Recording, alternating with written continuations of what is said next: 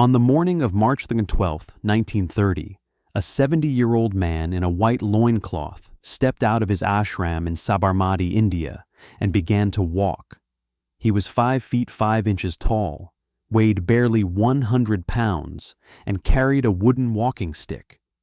He had no army, no weapons, no political office. He had been imprisoned by the most powerful empire on earth and released because killing him would have been worse than letting him go. He was walking to the sea. Behind him, 78 followers fell into step. By the time he reached the coast, 240 miles, and 24 days later, tens of thousands of people had joined the march. What had begun as a single old man with a stick had become a movement that would shake an empire. At the end of the march, he bent down, picked up a handful of salt from the seashore, and broke the law. That moment, that single act of deliberate, peaceful defiance, sent ripples through the British Empire that it would never fully recover from. Within 15 years, India was free. The man who walked to the sea was Mohandas Karamchand Gandhi. The world called him Mahatma. It means great soul.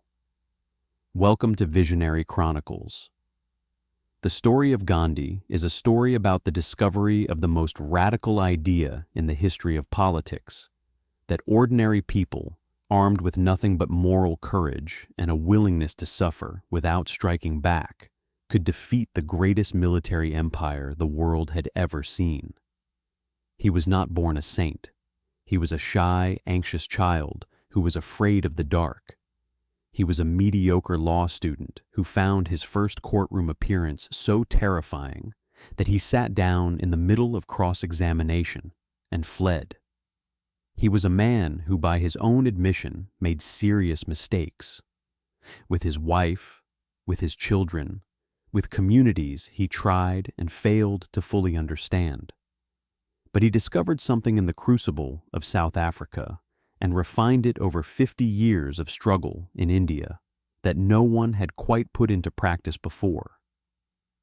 The idea that you can change the world without becoming the thing you are fighting. He called it satyagraha, truth force, soul force. Stay with us. Mohandas Karamchand Gandhi was born on October 2nd, 1869, in Porbandar, a small coastal town in what is now the Indian state of Gujarat. His family was of the Modbaniya caste, merchants by tradition, and his father, Karamchand Gandhi, was the Diwan, the chief minister of Porbandar. It was a position of local significance, though not great wealth. Gandhi's mother, Putlibai, was a woman of profound religious devotion. She observed fasts with a discipline that impressed even the priests of the local temple. Her son watched her and absorbed, from his earliest years, the idea that the body could be mastered by the will, that suffering, chosen and accepted, was a form of power. He was, by his own description, an unremarkable child, shy, awkward, unable to make friends easily. He was afraid of snakes, ghosts, and the dark, and needed a servant to sleep at his side until well into adolescence. He was a mediocre student, dutiful, not brilliant. He had a deep sense of honesty that occasionally got him into trouble.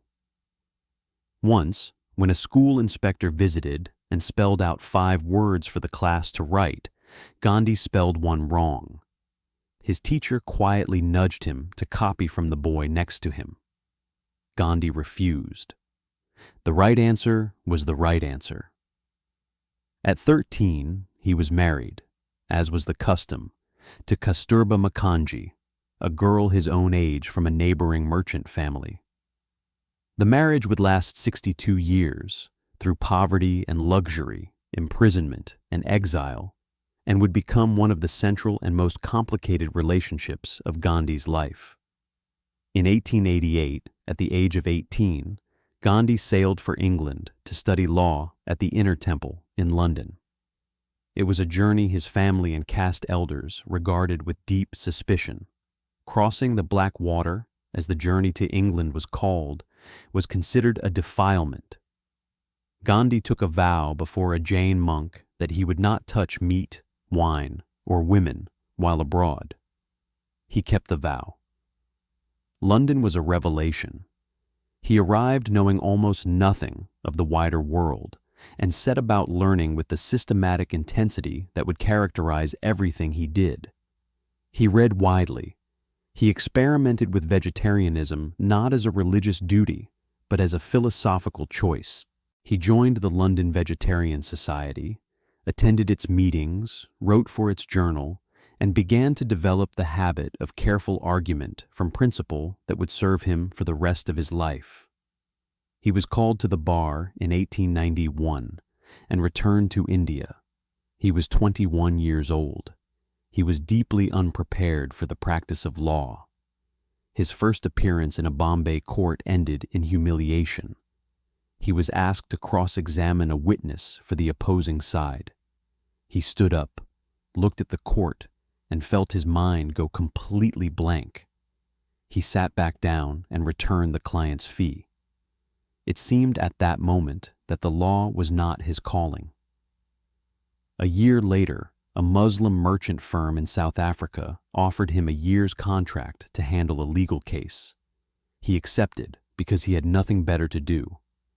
He arrived in South Africa in 1893, and there, in a first-class railway carriage on a cold night in Natal, the rest of his life began.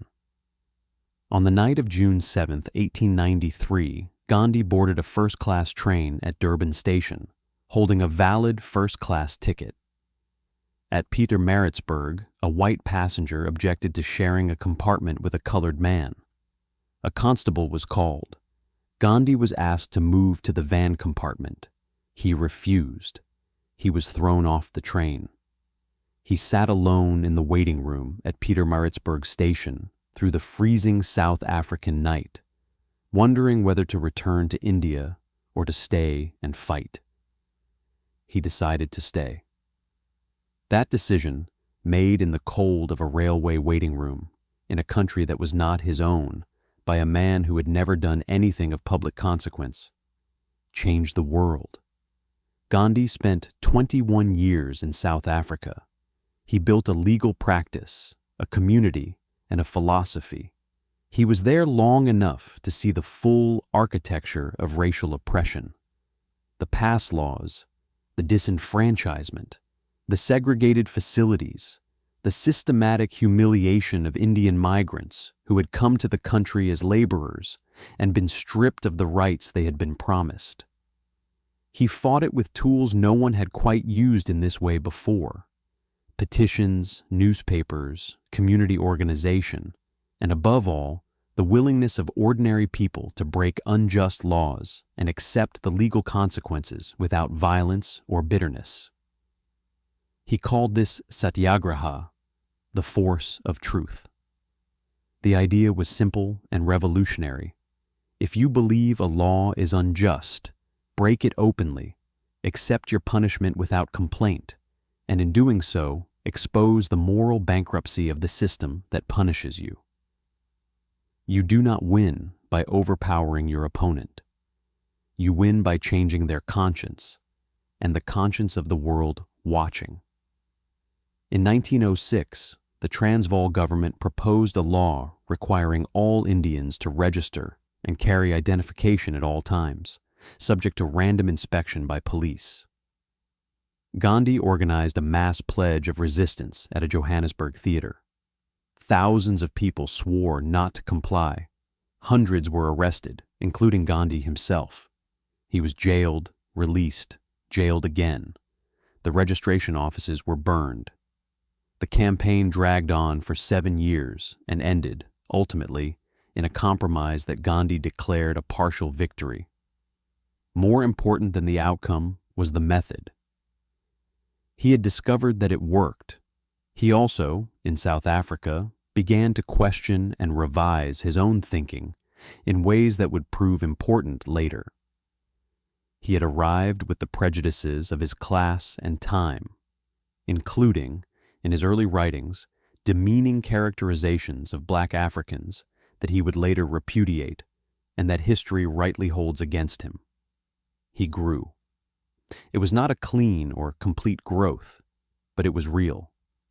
He returned to India in 1915 at the age of 45, famous across the Indian subcontinent and almost entirely unknown to the British government that ruled it. The poet Rabindranath Tagore greeted him with the title Mahatma, great soul. The name stuck. India was then the jewel of the British Empire. 300 million people governed by a few 100,000 British civil servants and a colonial administration that extracted enormous wealth from the subcontinent while keeping its people firmly subordinated. The Indian National Congress had been demanding self-governance for decades through petitions and debate. Progress was glacial. Gandhi looked at this situation and concluded that the existing approach was wrong, not just tactically, but morally. You could not build a free India using the tools of empire. You could not demand dignity while accepting the frame that denied it. He traveled India by third-class rail, sleeping in stations, meeting farmers and laborers, getting an education in the real conditions of his country's poor that his middle-class legal practice had never given him.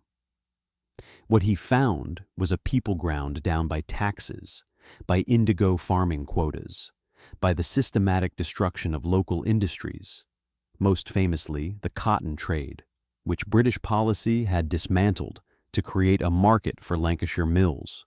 He organized. In Champaran, he helped indigo farmers resist unjust contract terms and won, the first time the British colonial government had backed down before a mass civil resistance campaign in India.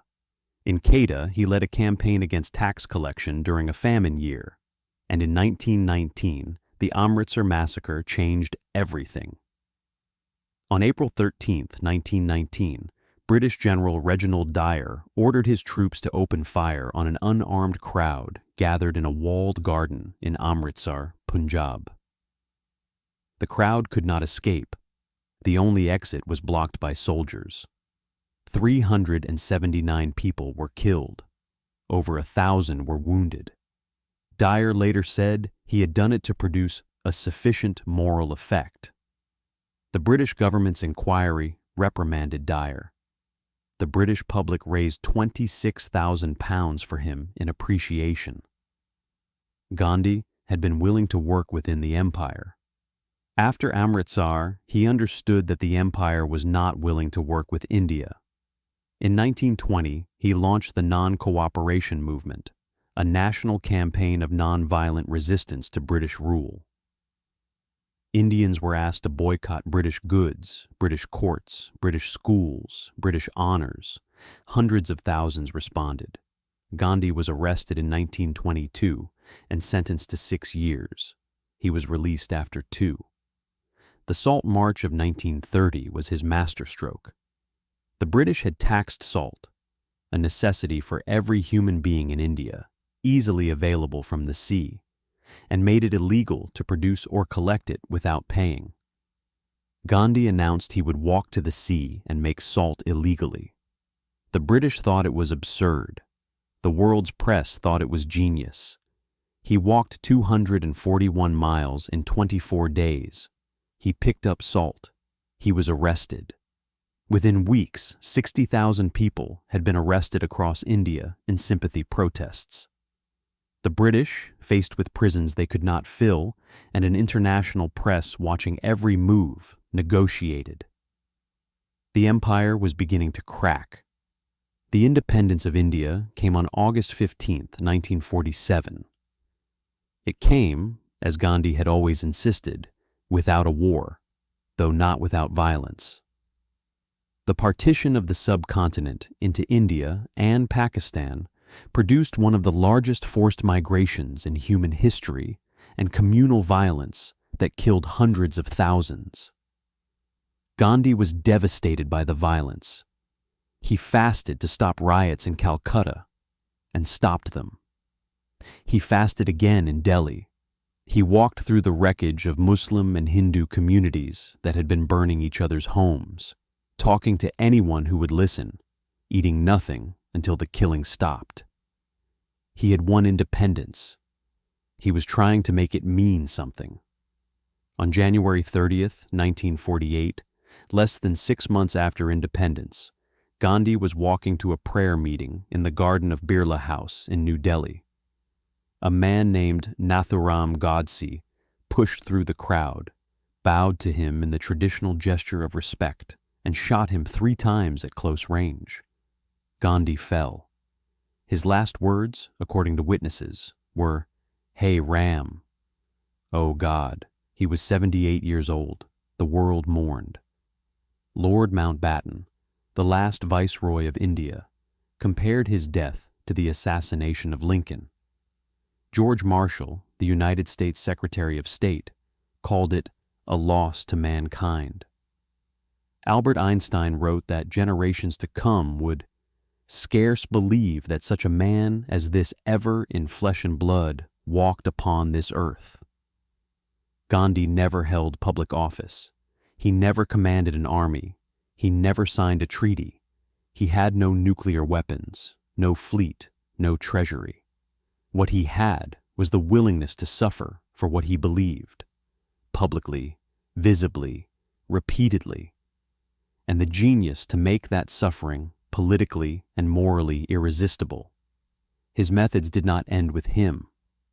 Martin Luther King Jr. studied Gandhi carefully and adapted Satyagraha to the American Civil Rights Movement. Nelson Mandela, in his long years on Robben Island, read Gandhi, the Velvet Revolutions of Eastern Europe in 1989, the pro-democracy movements from the Philippines to Poland, all carry something of the method Gandhi invented in a South African railway waiting room on a freezing winter night in 1893.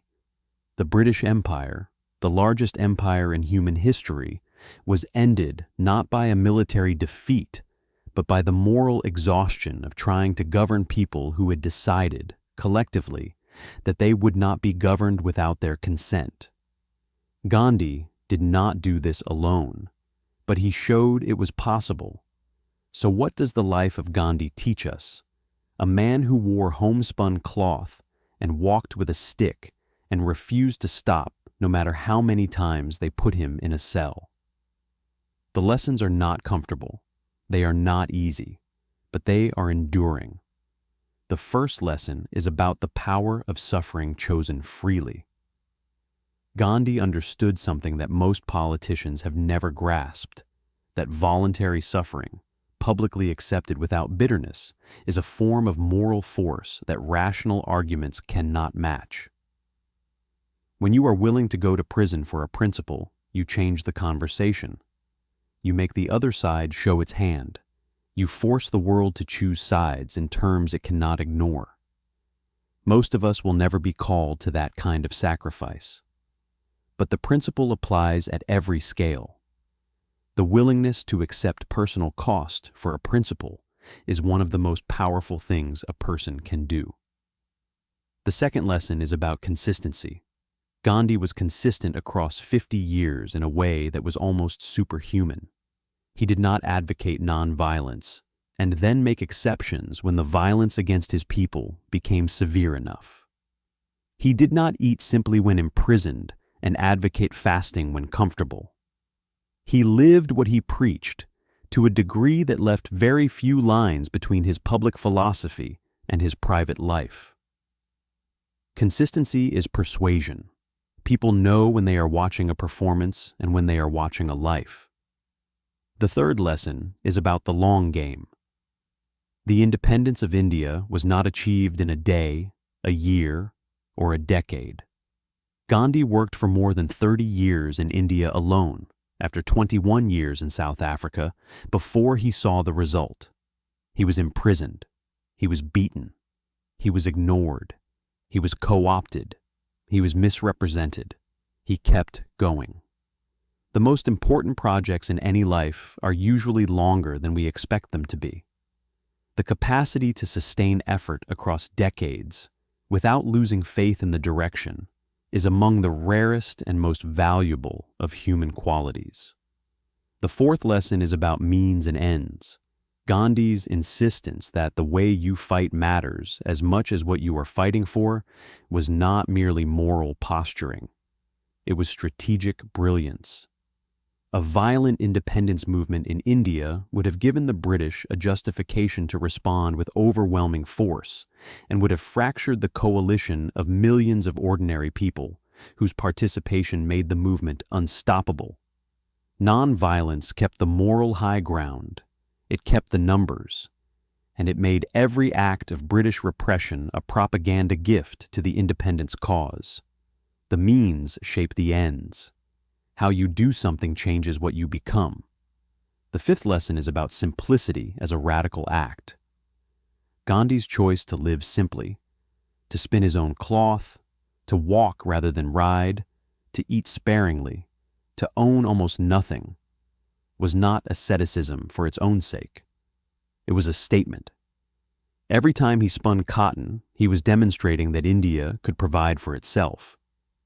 Every time he refused a car, he was saying that the distance between the leader and the people must be zero. In a world that equates power with accumulation, simplicity is one of the most subversive things a person can practice. He was not a perfect man. He was complicated in ways that scholarship is still working through. On race, on gender, on the rights of untouchables, on the question of partition. He would have wanted to be judged by his ideas, not placed on a pedestal. He spent his life telling people not to follow him, but to find in themselves what he was only trying to demonstrate was possible. What was possible was this, that one person with no weapons and no office and no army could look at an empire, the largest the world had ever seen, and say no. Calmly, repeatedly, at great personal cost, no. And eventually, the empire ran out of ways to answer. This has been Visionary Chronicles.